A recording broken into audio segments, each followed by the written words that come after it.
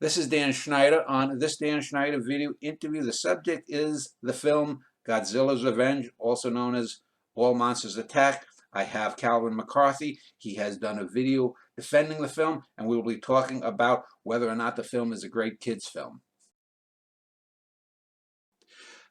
I wanted to do a show about the film Godzilla's Revenge for quite a while. I actually stumbled across on YouTube a video by a fellow, I forget his name, who did a quite lengthy video, 25 minutes or so, with some acting sketches about the film. And I'd written about it 15, 20 years ago. And so I started looking up some other people to see if they wanted to do a show on this. And I came across the fellow on your screen, Calvin McCarthy. He has a YouTube channel called 7th Street Productions.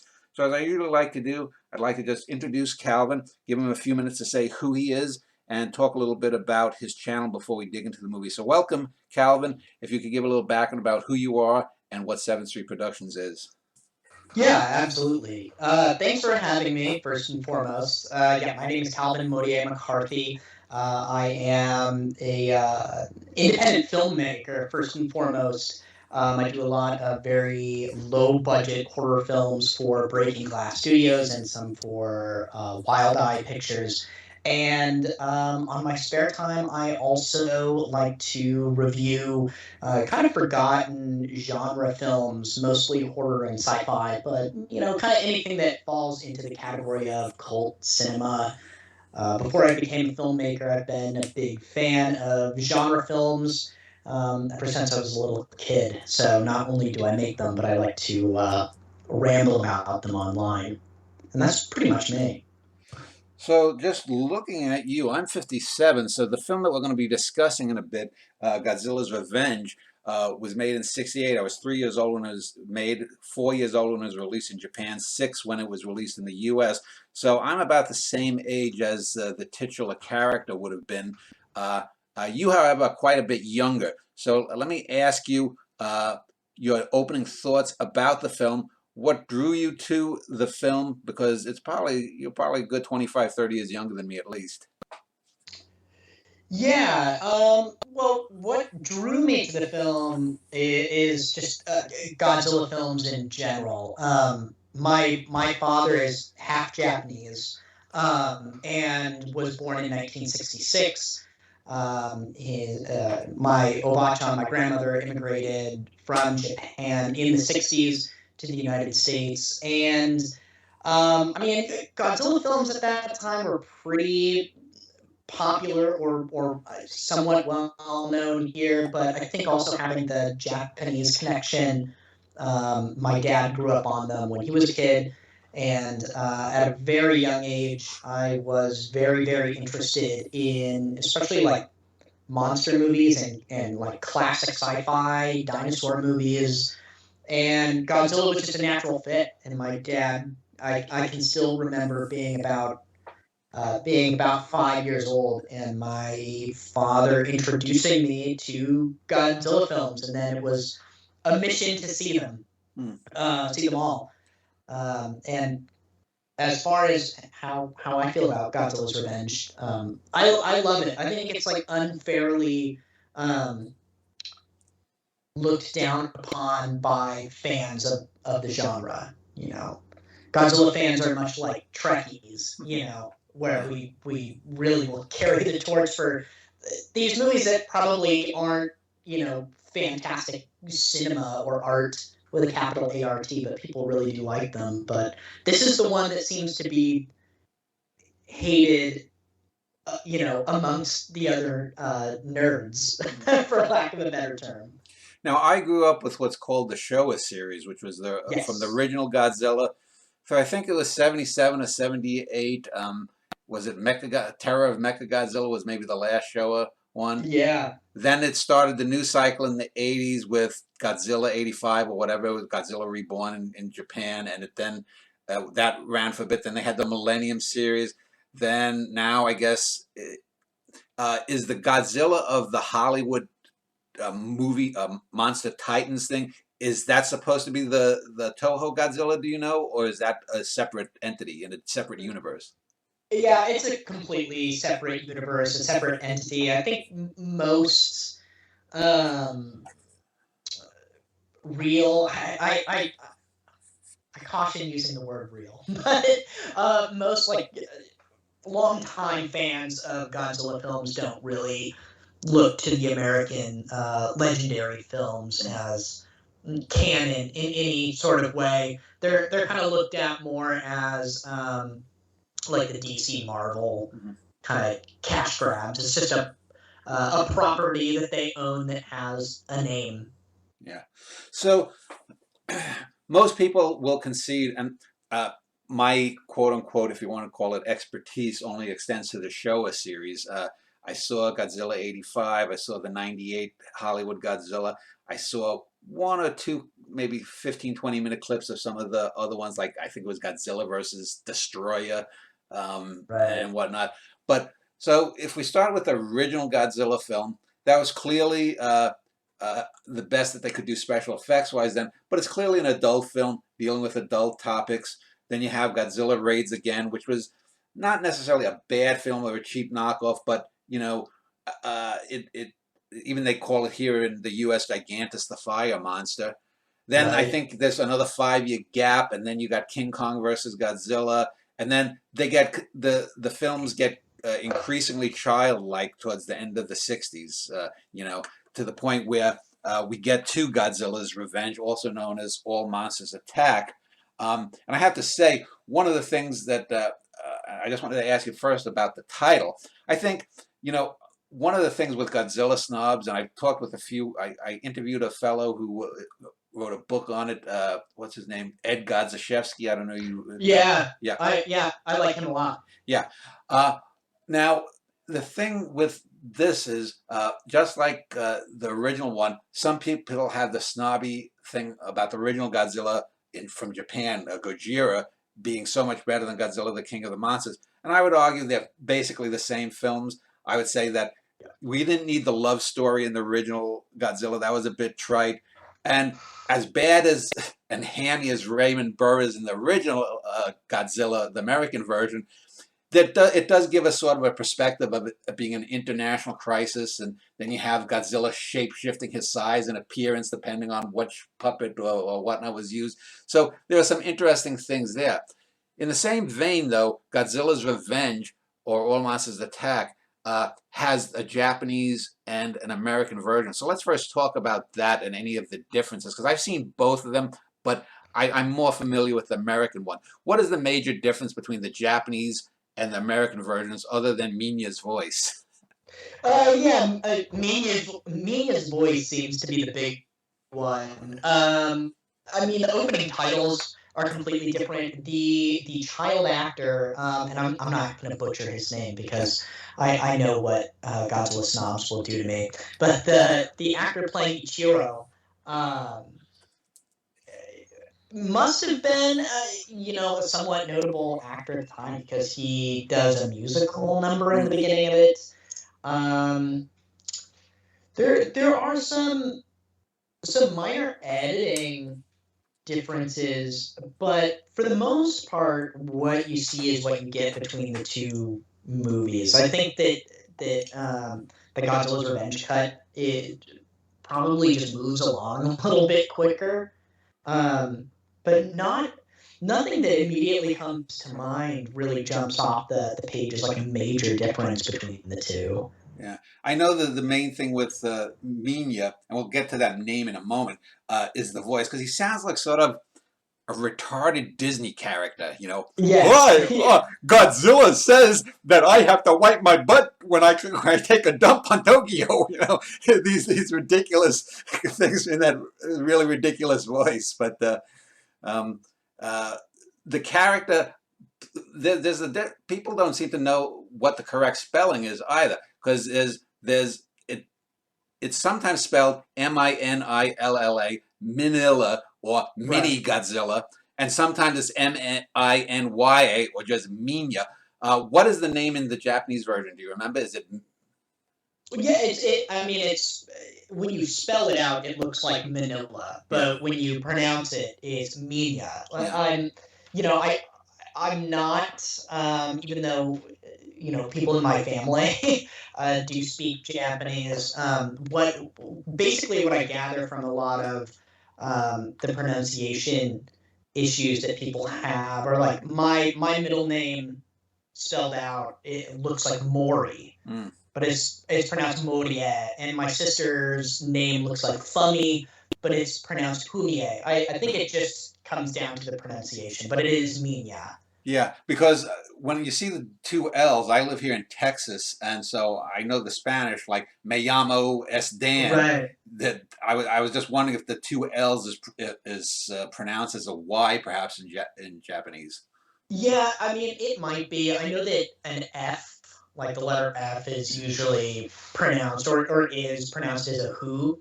Like it's Mount Fuji, not Mount Fuji. My sister's name is Fumie, not Fumie. Yeah.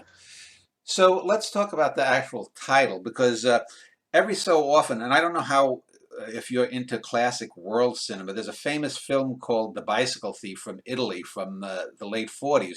And that's the name that was in America given to the film. Uh, in Italian, it actually says Bicycle Thieves, which gives away part of the plot. So I think The Right. Bicycle Thief is a better title. In this film, Godzilla's Revenge, I think, is the better title than All Monsters Attack, because All Monsters Attack sounds like it's a monster fest that where you're going to get these. Right. But Godzilla's Revenge, uh, when people, and we'll get into the film, the title actually goes to the main point of the main boy, Ichiro, is he views himself as Godzilla. His stand-in is Minya, but he wants to be the grown-up Godzilla. So when the title comes, Godzilla's Revenge, the Godzilla being referred to isn't the real monster, or the monster in that universe that's on the screen, but it's Ishiro himself. Right. Yeah, and I think also just when it comes to that title too, that it just sounds catchier, right? If you imagine yourself as AIP or whoever got their hands on this in the early '70s, Yeah. you probably are sitting there going, "Gosh, well, we purchased this property that has Godzilla's name, and we can distribute it. We're gonna use it, damn it. We're not gonna call this movie All Monsters Attack. We're gonna, put Godzilla's name in there." Now, But yeah, it is interesting how it sort of does work on that level.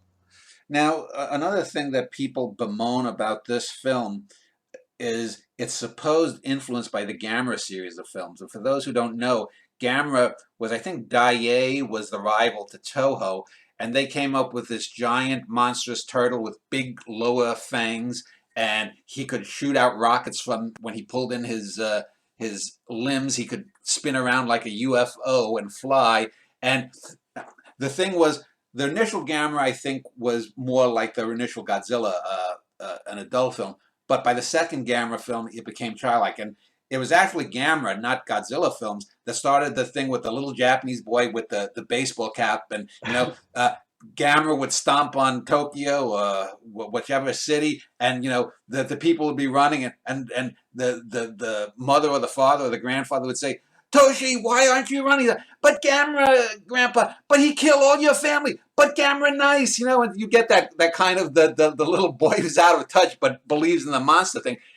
And so, what do you think the influence, if any, was on this Gamera series on Godzilla? Because Gamera was always seen as a knockoff of Godzilla in those days.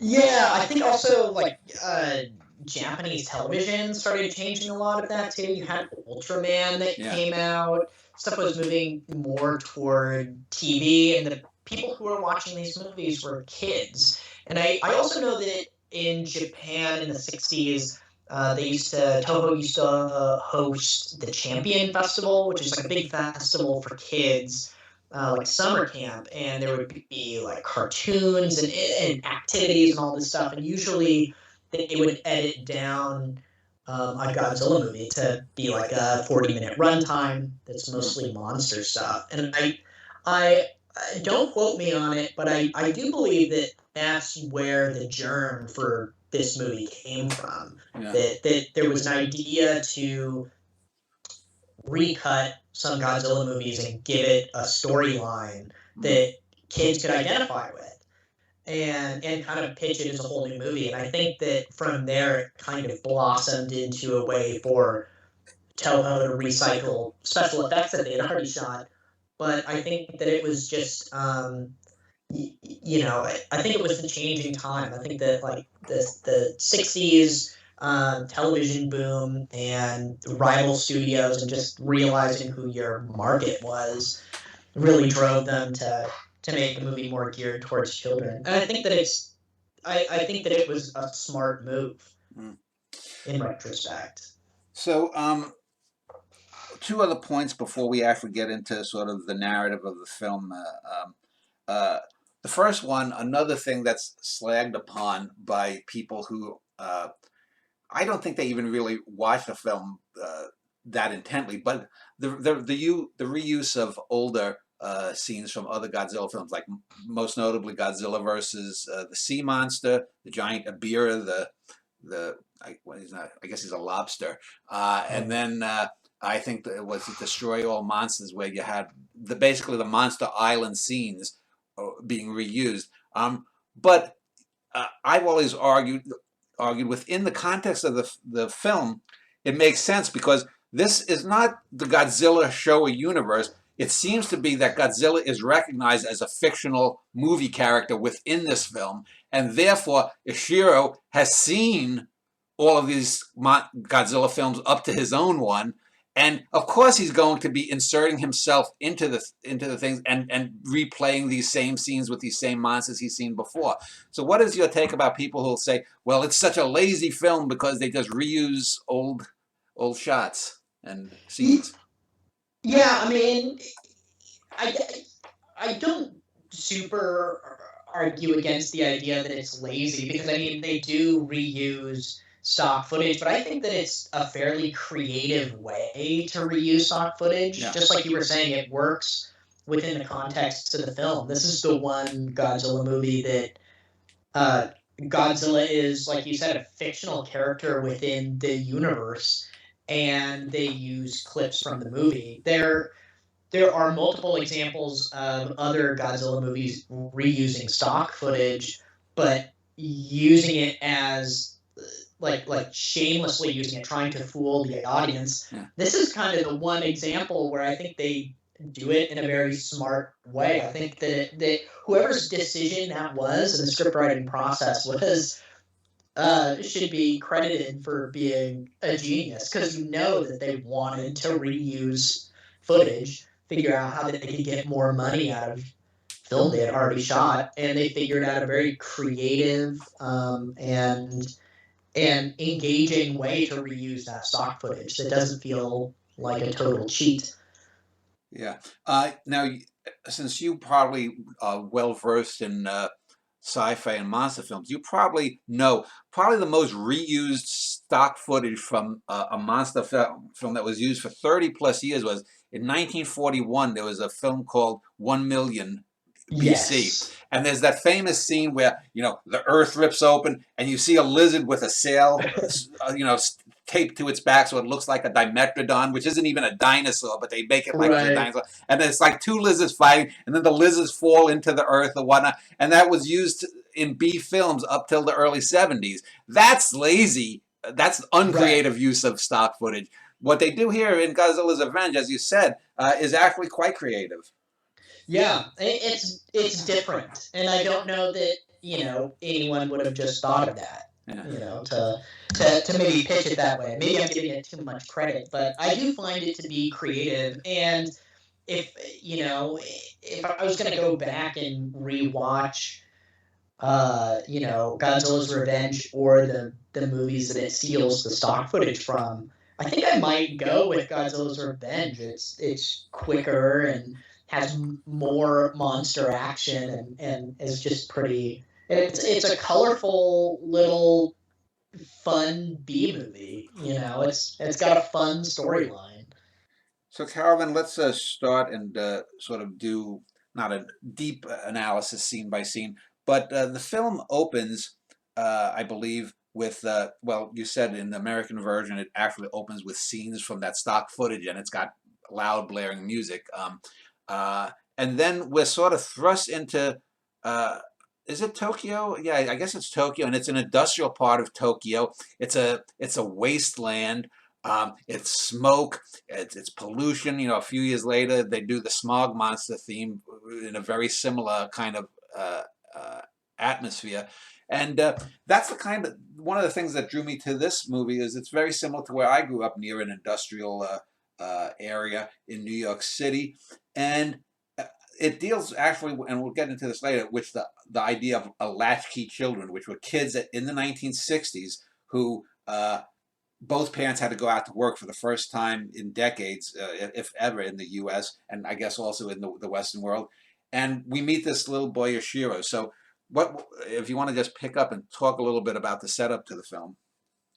Yeah, I love the setup to the film. I think that either intentionally or just by happenstance, the filmmakers Ishiro Honda and Toho really captured a moment in time in Japan, that I'm not so sure if it was done on purpose or not. But yeah, you had the big industrial boom in post-war Japan in the '60s, and just like in the United States, and I'm sure a lot of other places in the '60s, you had for the first time both parents who worked full time in these big industrial, um, areas of town where kids were kind of alone a lot.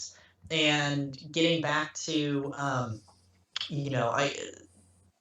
like the Champion Film Festival that Toho in Japan would do. I'm sure that what they were trying to do was make a movie that um, kids could relate to at that time, but in doing so, they really capture this little moment in the nation's history where things are kind of it's sort of depressing. It's sort of bleak. All these kids walking home from school on this busy highway, Yeah. no parental supervision, and going home and being alone and kind of being left alone to daydream. It's very interesting. Well, the mother is she works at a salon, a beauty salon, or is it a restaurant? Yeah, it's either that or a hotel. Yeah, and the father It's is so a train engineer. yeah.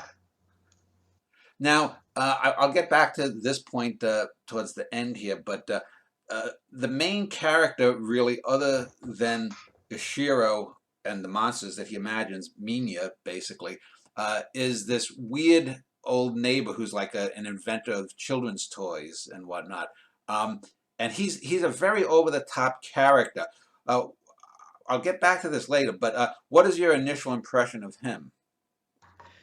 I mean, he's obviously supposed to be there for for comedic relief. Um, but I imagine that's he's kind of taking on like the grandfather kind of role. For the family. I think traditionally that's who would be in that role is a grandparent who kind of watches after the kids while the parents are away at work. Um, yeah, I believe that actor is it might be Hideo Amamoto. I should have rewatched this right before doing it. But yeah, he was a character actor in Japan. He is a bit over the top, but he's funny. He's a funny Yeah. character. Now, Ishiro is the main character, and you mentioned that he did he ever go on? You said the actor he went on to was he like a TV star in the '70s? Then you know. I believe he did a little bit, but not a lot. And I think that there's been a pretty big movement to try and find that actor. Yeah. But yeah, I think that he did do um, other stuff. I think that he did do like Japanese television as a child actor, So um, yeah. but So not much else. so Ishiro is a little boy. We see him walking home across a little overpass of the highway. He's got a little girlfriend, not a girlfriend. He's 5 or 6, and so is Mhm. she. But a female pal, and they are then stopped by a gang of 4 or 5 bullies. There's the main bully is a boy named Gabra. There's a bigger kid who's I guess the muscle of the group, and then there's a couple Right. of little yes men that he has, and again, he tries to steal the money. I mean, he does everything but basically literally pick up Ishiro and hold him by his ankles, and or Right. whatnot. But that for that time and era, and for kids, oh, you'd say the oldest boys maybe are a year or two old. We're talking kids between the age of maybe 5 and 8. It seems. They seem to be. It seems to be a realistic thing that most kids, even today, could identify with. What is your take on the gang, if you will? Yeah, I think it's something that everyone can relate to, and I think that's why I like this movie so much, and I think that kids typically like it, and for whatever reason, Godzilla fans that are adults start to get cynical towards it, but it does have that like after school special kind of storyline going for it, where it's the little kid who we follow is picked on at school and he's at home a lot. It's not a groundbreaking or new storyline. I mean, I feel like it's very Little Rascals esque. It even has, a Christmas Story has those same elements where you have, your main character who's picked on by the bullies at school and, um, has to kind of that's his obstacle to overcome. It's not hidden, it's right there in your face. It's got, kind of a cartoon story to it. Now, what's interesting is I mentioned I had seen this other video uh, where a guy did a 20-25 minute dive into the film, but he also did little acting segments with his friend in between. And this fellow mentioned something I didn't know. Probably one of my favorite filmmakers of all time is Yasujiro Ozu, who's most famous for Tokyo Story and Yeah. the Noriko trilogy, they would call it. But Ozu was very good at portraying kids. Apparently, he did a silent film in, I guess it was around 1930, called. He did a number of things, all blah blah blah, and it ended with dot dot dot. And in one of these films, this fellow points out there's a setup very similar to this film in which two brothers, I guess, move to a new town in Tokyo. They try to fit in at the school, and they're bullied. And eventually, the main hero of the film, the little boy, beats up the big bully, and things are resolved. And this fellow points out that he has to believe that Honda, as a young man or a youth, whatever he was at the time, had to have seen this film because he points out several parallels to it. Do you know what film I'm talking about? Do you have any idea? I don't. No. I don't know that film, but No. I wouldn't doubt it for Yeah. sure. And yeah, it's such a universal um idea. It's such a universal story. I mean, you even look at Bruce Lee's film The Big Boss, and there's a lot of parallels there. So now, as the film goes on, we see him basically, we get the setup of his situation as a latchkey kid, dependent upon the neighbor for lunches and maybe some suppers. We get that he's a smaller kid, he's bullied on, picked on, and then we get. I forget what is the first appearance of Gabra. Is he sleeping? Does Ichiro fall asleep after having had supper or something, and then he thinks of Minya?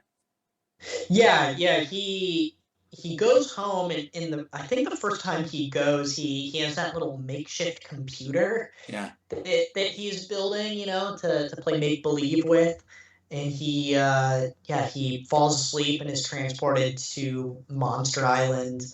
Runs into a couple of different monsters and then falls down into a hole. Yeah. He's saved by Minya, and then I think that's the first time we see Gabra kind of come by, and they both have that exchange, where Ishiro tells Minya, "We both have a Gabra." Yeah.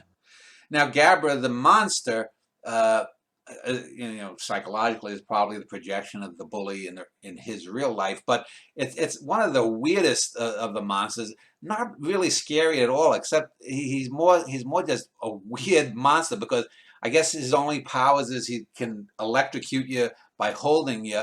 And you know, he even acts in a childlike way. The movies have by this point gotten to, uh, and this film is so clearly a child's film by this point. You know, he's not trying to kill. He's not trying to kill Minya, but and Minya can now change size from the size of a Shiro up to, I guess, 50 feet tall or whatever he is as a baby Godzilla. But he Gabra is just basically an asshole. You know, he's not trying to kill Right. him. So what's your take on the monster Gabra versus the boy Gabra? Yeah, I mean, it's no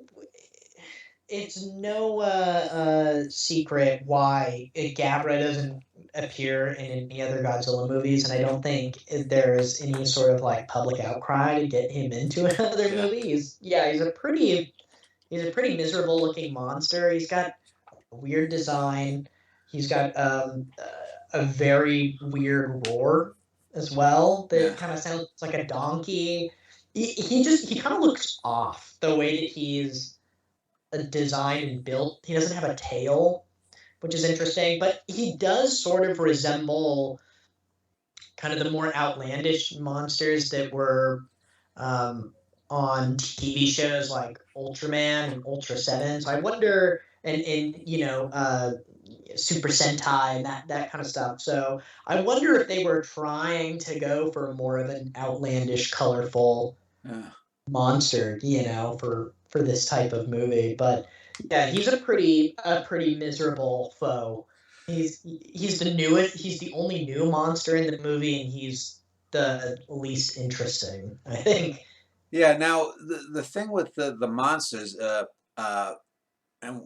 I'll move back to his meeting the gangsters in a bit, but uh, the first couple of times I think that Ishiro goes to Monster Island in his mind, it's basically to try to summon up the courage to stand up to the bully. And uh, basically, Godzilla on Monster Island, which I think only a handful of the few scenes that were new to that Godzilla film weren't from older films.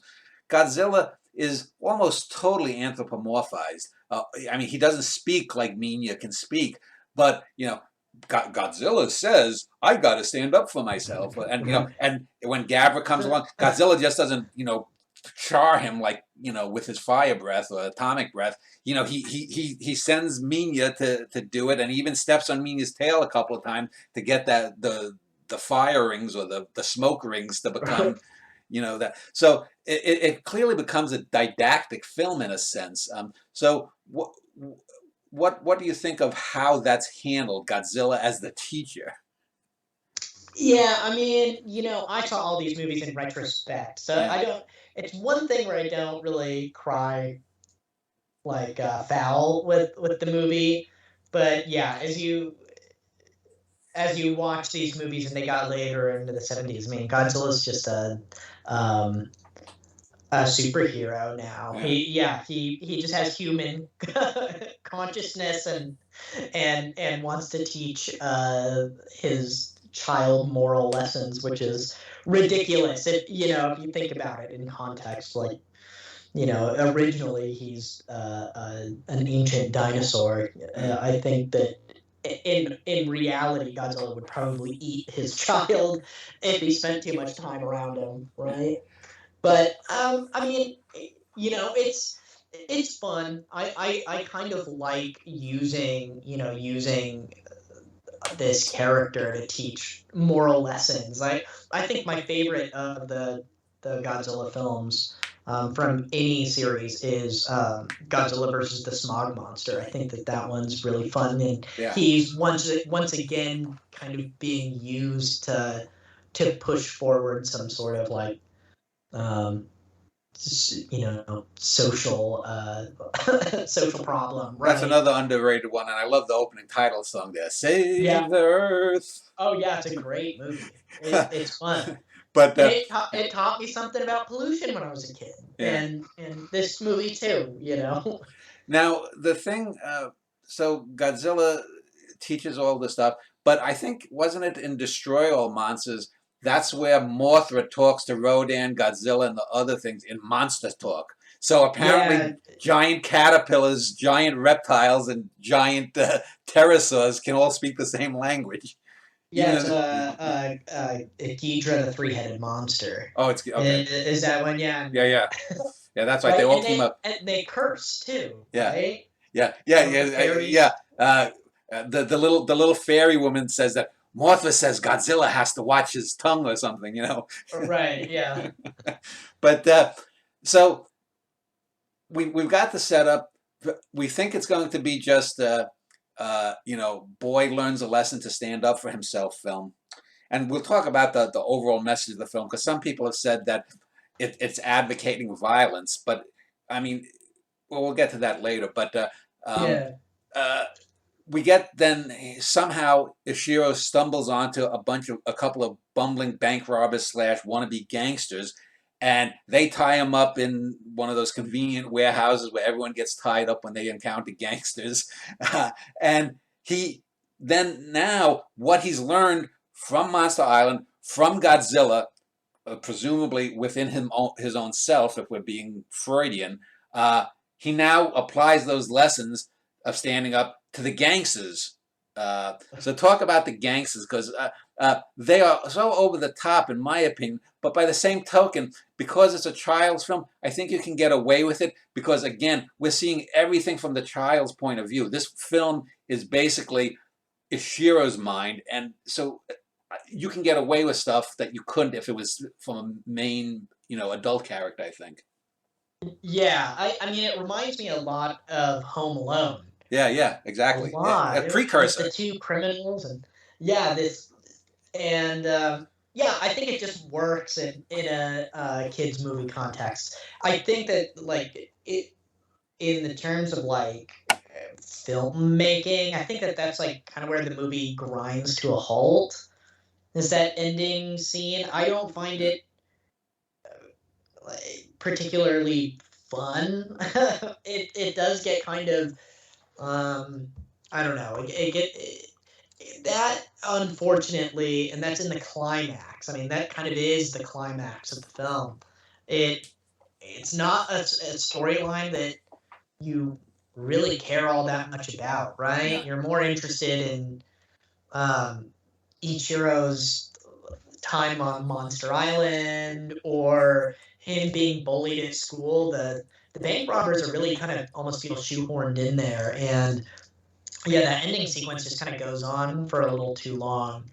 Of him running around and I don't know, knocking them off of yeah, the stairs with paint cans yeah. or whatever. But yeah, I mean, I think it works. I think you get away with it, but I do think that it ends up being kind of to the detriment of the film. Yeah. And then we get so he basically becomes a hero, and in the scene that's the bridge scene from the gangsters to the final battle with the bullies.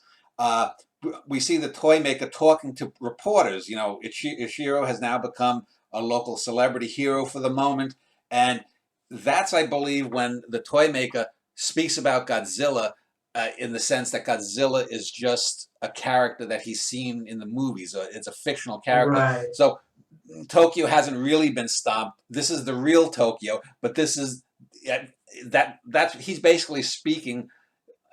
What's the term when a character speaks something that you don't see? But he's basically revealing the plot. He's giving plot Right. revelation or something there. Um, what? Any comments on that particular scene? Yeah, I like that. I like that.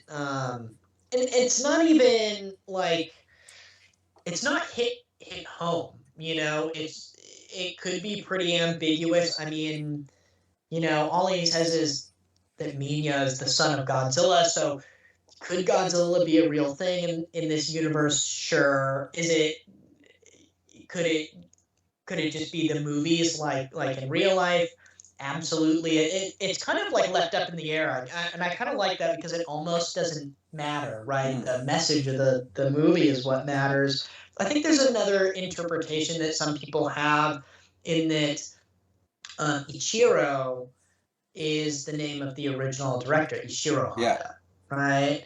And there people kind of like the idea that this is Ishiro when he was a kid before becoming a director, and kind of like fantasizing and having these, kind of movie characters in his head. And I think that's like a sign of a good movie too, or at least a fun movie when, it's kind of left up to interpretation in a weird way. Um, but yeah, I personally like that touch. I like that it's the one movie in the series that Godzilla is a fictional character and is like, um, alive in the minds and hearts of kids who love him. I kind of find that heartwarming. yeah, and I think another interpretation of Ishiro the character as the young director is uh, it's not even a secret. Honda was always disappointed that he didn't get real historical projects the way Yeah. Kurosawa did. So a lot of his films that he directed in the Godzilla series and a few other monster films he did, he always tried to add something in. Obviously, the first Godzilla, Godzilla is the atomic bomb, and does mankind have the right to use like the oxygen destroyer there? Then we get to Right. like King Kong versus Godzilla, and it's really a parody of consumerism in Japan. And there's a few other ones, and then we get this one, which is a coming of age story, if you will. Um, I would say that Ishiro, in this sense, the character sort of represents the frustrations that Honda has with his own life, that he was never given the projects by Toho to be another Kurosawa. Yeah, and I think there's also probably a commentary on Japan at the time, with Ichiro being a latchkey kid. And yeah, Ichiro Honda's no stranger to social commentary in his films. I think one of my favorite ones is Mothra, where it's like an anti capitalism Yeah. uh, story, which is it's just kind of interesting, right? That they have the fictional country of Rolisica that's standing in as kind of like this hybrid of just Western countries in general. Mhm. Uh, and yeah, he always put like his flair and um, commentary in the day that the movie was made in. And yeah, I'm sure that there are a lot of frustrations, like autobiographical, maybe. Uh, oh gosh, save me here. There are notes of that, and I think also there are probably like a lot of notes. He has a commentary on like what it was like to live as the working class in Japan at the time. So let's get down to the final scenes with Ashira, and then the aftermath of his final. Yeah, I mean, it's played out like sort of a Western showdown, because Ashira is now well known, but it seems like the gang doesn't really give a damn. The main boy Gabra, comes to bully him, but this time Ashira basically says no, and then we get this slow motion, almost I think it's some even still photos of the fight of the two boys, and Ashiro comes out on top. So talk to me about that final sort of showdown scene. Yeah, it's fun. It's what needed to happen, right? And he finally stands up for himself, and he kind of proves that the bullies are all talk, and then everything is good at the end, right? They're all friends now. And um, it's got that a Christmas Story vibe, or it's just a very kind of classic storyline, But very cartoonish in a but way. but but the twist is Ishiro becomes a bit of an asshole himself, because instead of instead of really having the lesson there, he torments this sign painter, to the point that the guy falls off and spills paint on him, and the other kids, including the little girl, think, oh, Ishiro's so cool, and they run away, and presumably they're gonna stay the same. It's just now Ishiro has made it into the gang. It's like the Kubrick film A Clockwork Orange. At the end, Alex isn't really reformed. In this one, Ishiro ends up probably a worse little brat. Right, yeah, now he's the bully. Yeah. Um, so the final shot, I think, is again though, even though he has changed possibly for the worse, I think we get the pullout, and we're still in the same smoggy, crappy industrial part of the city that at some point, maybe 20 years from that point, people are going to find out they had cancer from all the chemicals that were in their water or something. And so, in a sense, nothing has really changed that much. Right, yeah. His parents are still at work. There's that really sad scene at the end of the movie when he's before he meets up with Gabra and the other kids, where he's having breakfast with his mom before he goes to school. Right, yeah, yeah.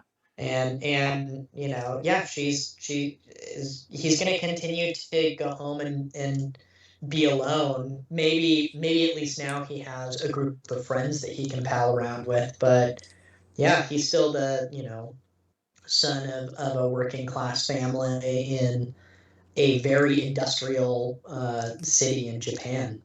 And the interesting thing is, despite the daydreams of Monster Island, despite the sort of, let's say, almost banal, if not banal, standing up to the bully thing, in spite of the ridiculous, silly gangsters, it has a very emotionally real feel to the end. I mean, this is the way it usually happens.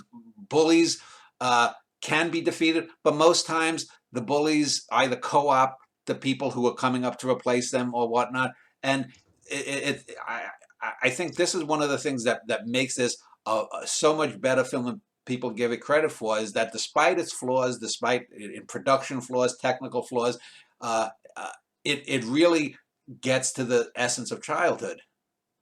Yeah, I agree. I think that without without the Godzilla aspect of it, if you could tell and retell this story for Disney, and I think that it just works. It's just a universal kind of child story, and it's sort of like heartwarming. I mean, it's not like, as I said in my review, it's not particularly substantive in any way, but it's well done. It's kind of sweet. It's kind of cute, and it's designed for kids. If someone came to me and said, I really want to get my child into Godzilla movies, this would probably be the one I would tell them to start with. Yeah. It's kind of a shut your brain off and watch it kind of movie. It's just bright and colorful and has the good happy ending where the kid the bullied kid has a bunch of friends now. So I want to talk a little bit about the film, its reception and criticism, but I want to bring up a point that I have deliberately left out till the end here because I didn't want to give it away, and that's this. I have argued for many years, and I even wrote about it when I reviewed the film, and I argued with Edgar Zashevsky and his partner Steve Reifel, I think is his name, who wrote a book with him, and that is that there's a far deeper and darker undercurrent to this film than most people think, and it's this: the real potential villain and the real potential threat is not the monsters, it's not the kid bullies, and it's not the gangsters. In the 1960s, the term latchkey kid first came applied. And here in the US, and I would assume in other Western countries, one of the big dangers that people first had to deal with and came into, wasn't just swept under the rug, but made it into the media, was pedophilia. And if you look at the toy maker, he's wacky. He is given charge of this young child, Ishiro, and there are these bizarre quirks and looks that he gives the little boy. He lingers a little bit too long. He's a little bit too solicitous. And I've argued this with Godzilla people, is that in these days in the 1960s, there were a lot of films that you would see in school, anti-homosexual films. The homosexual will look to prey upon little children. They will hang around schools, blah blah blah.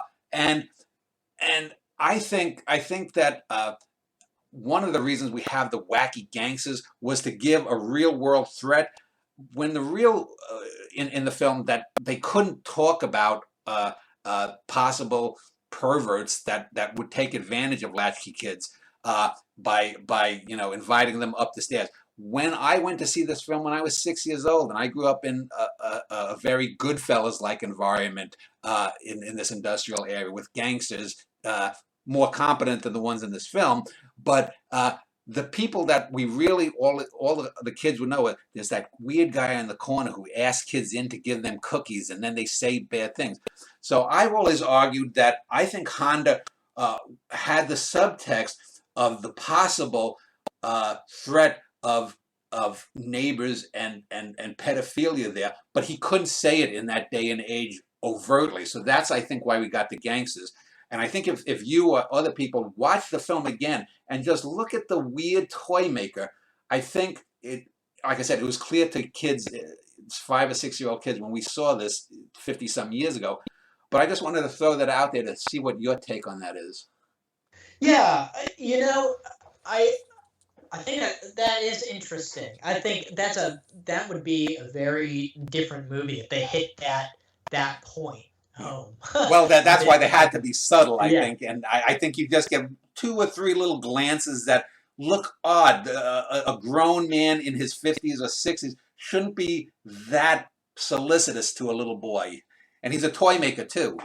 Yeah, and I think that I mean, there's already just sort of whether that commentary is like intended or not intended or read into, there still is that aspect of Ichiro has to rely upon just some guy.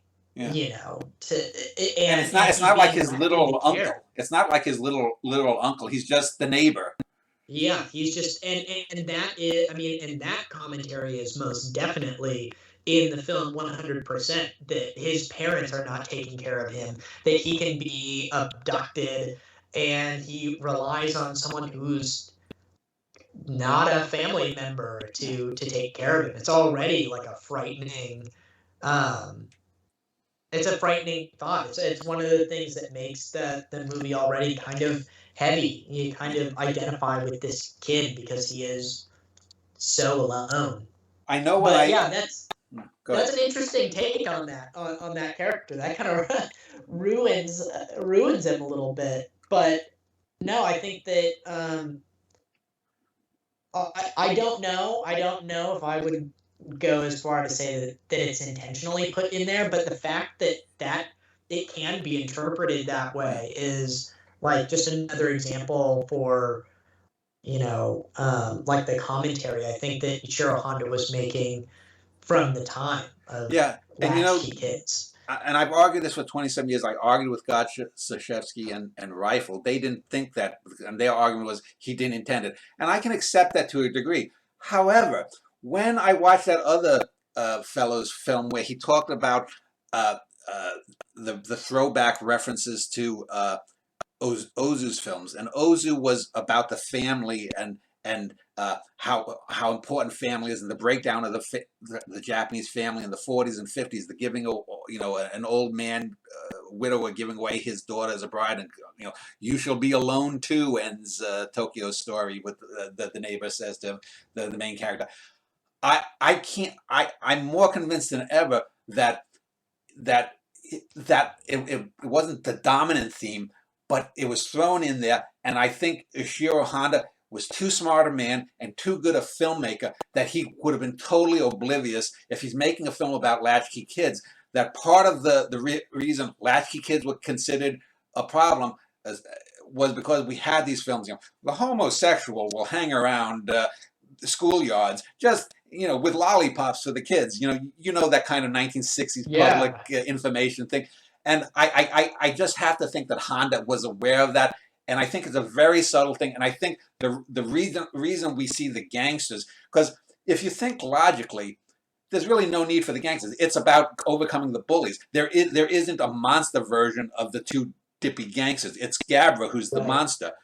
So I think I really think that at some point we can't do this. He said to whoever wrote the film or did the edits, we can't go that scary in this time and age.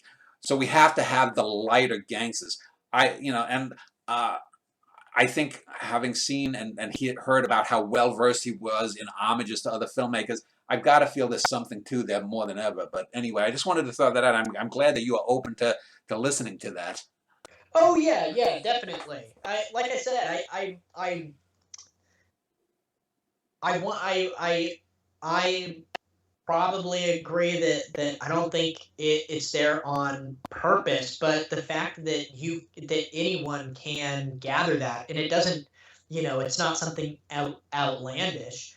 The fact that you can gather that from, like the real world fears of having a latchkey kid. I mean, yeah, if that character was a bad character, I mean, this movie could have been very different, right? At any point, Ishiro is completely vulnerable and relying on an adult man that just lives in his apartment complex to take care of him.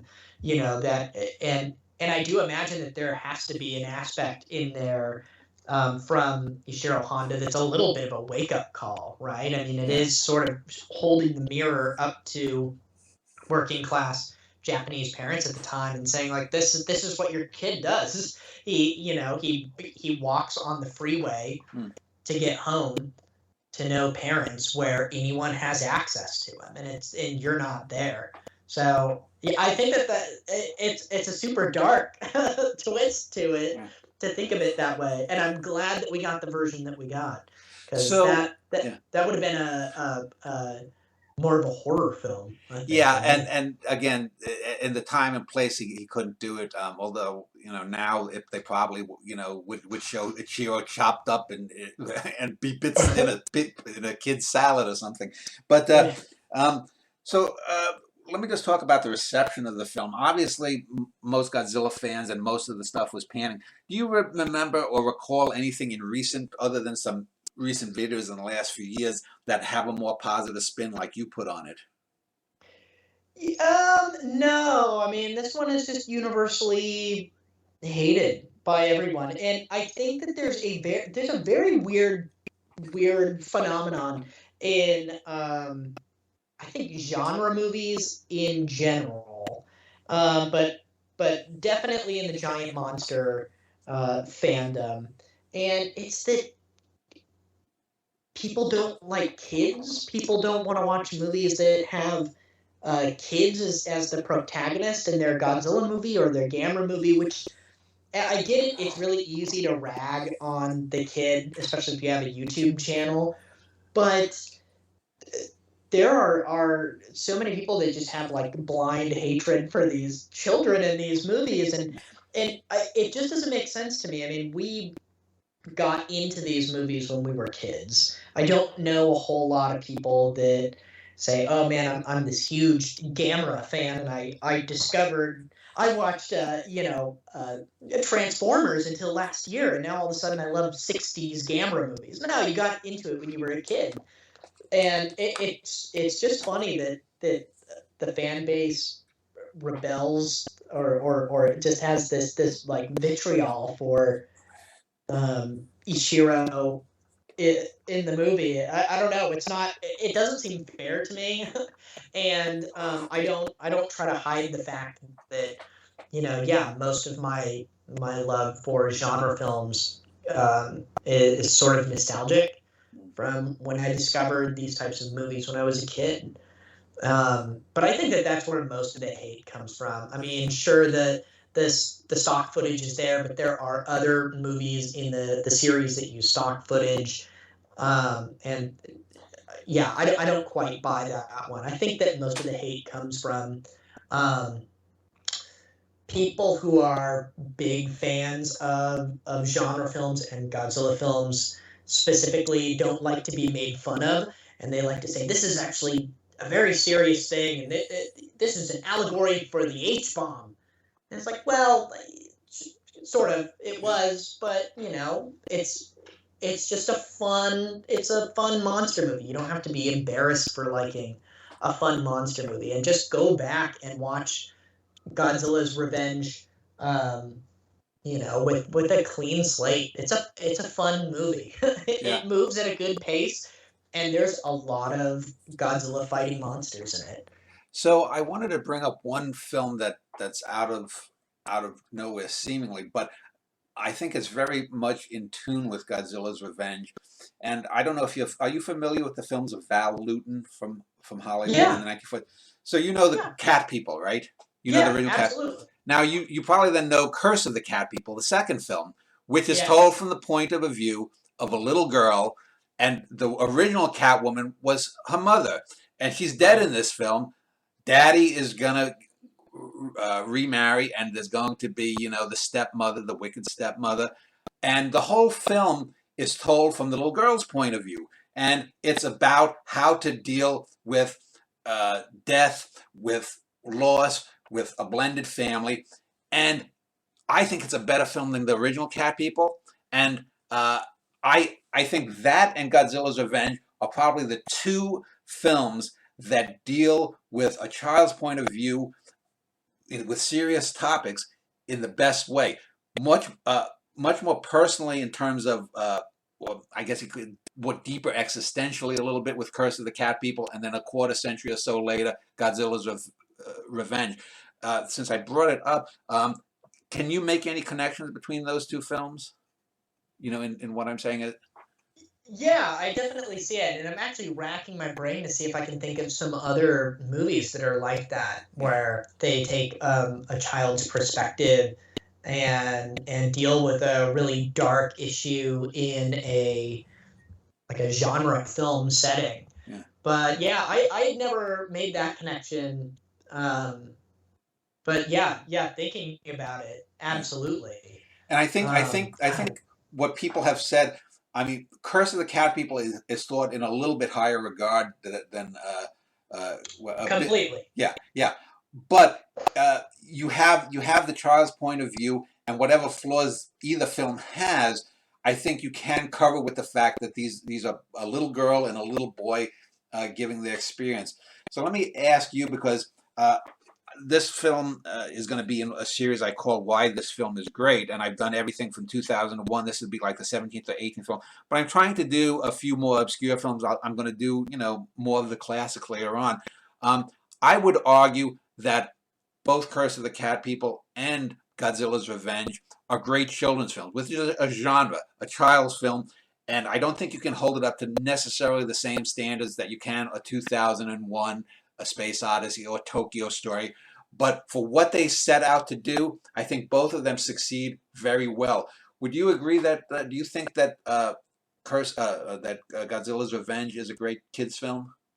Yeah, I think that it's the perfect introductory film for a child to the Godzilla genre, and probably classic sci-fi in general. I think that if you had a kid who's like 5 to 10, and you're sick of watching SpongeBob and you would rather watch classic sci-fi, this is probably your best bet to get the kid interested in it. I think that as far as just a monster movie for children, yeah, this movie's an A+.